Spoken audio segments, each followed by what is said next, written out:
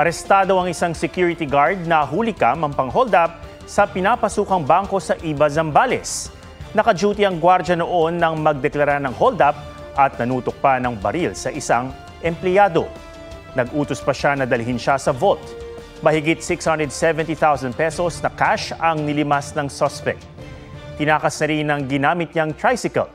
Nahuli siya kalaunan sa isang bar matapos siyang i-report ng waiter dahil sa paglalabas umano ng baril. Naharap ang suspect sa patong-patong na reklamo. Sa Imus, Cavite, 3 miyembro umano ng termite gang ang nahuli sa hinukay nilang tunnel na konektado sa 2 bangko. Na-recover ng pulisya sa loob ng tunnel ang ilang ginamit ng grupo gaya ng hydraulic jack.